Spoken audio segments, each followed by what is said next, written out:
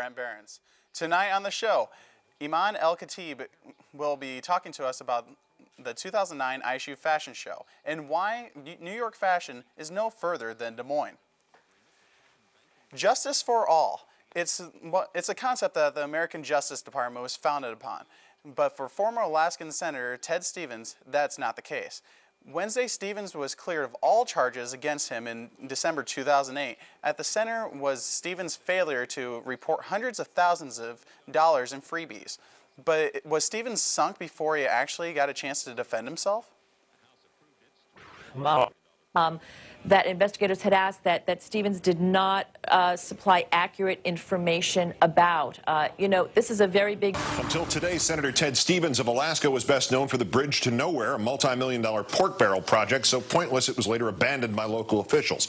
But in our fourth story in the countdown, the longest-serving Republican senator now becomes the first sitting U.S. senator in 15 years to be indicted, ushering in a corruption scandal for this election cycle, which includes the senator's own re-election bid. Today, the Justice Department indicted Stevens on 7 counts of failure to disclose. Between 1999 and 2007, he allegedly did not disclose continuing receipts of more than $250,000 in gifts and services. You got to write them down.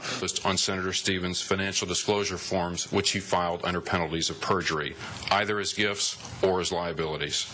And further, that Senator Stevens did not reimburse or repay VICO or its chief executive officer for these items.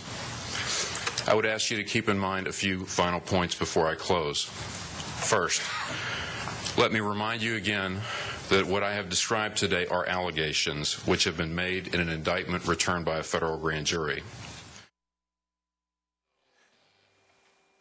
Since federal prosecutors failed to provide evidence of Stevens' guilt, the charges were dropped. And although the senator's name was cleared, the indictment cost Stevens his senatorial seat. While the 24-hour news networks report breaking news, it's obvious that they have a power to set the agenda. And while Senator Stevens could personally fund the Bridge to Nowhere, what happens when it's like you and me, the little guy?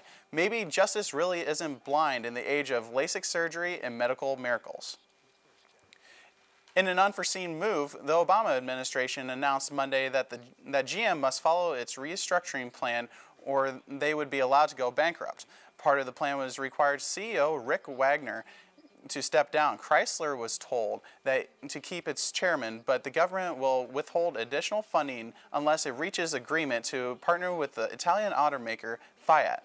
Americans not familiar with Fiat have turned to baby boomers for the answer.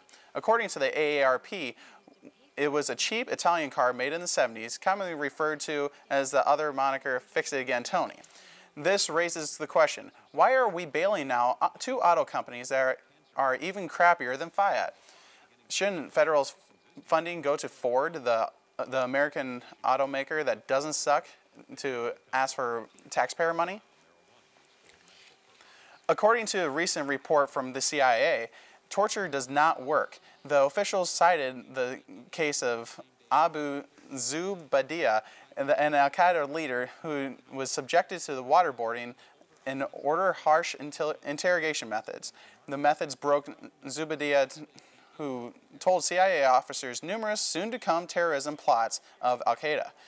But after chasing leads around the globe, it turned out that not one of them was true.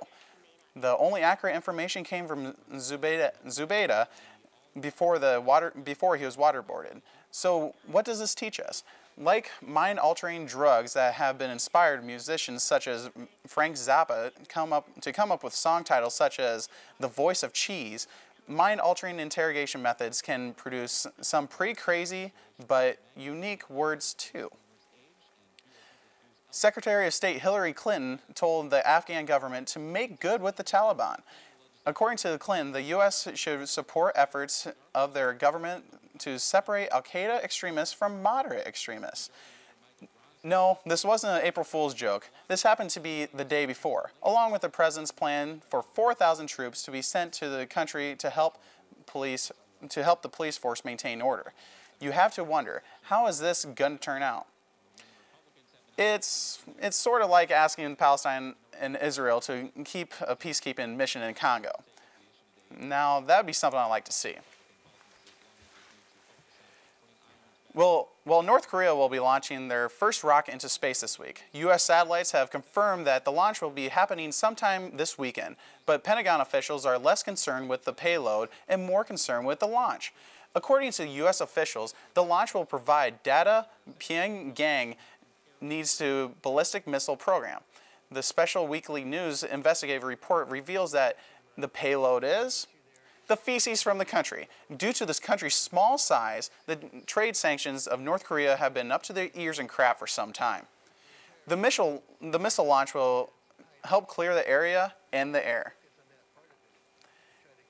A village in Chandler, Arizona damn near lost their idiot the last week. The man lit a match at a gas pump as a joke, but the results were not as funny.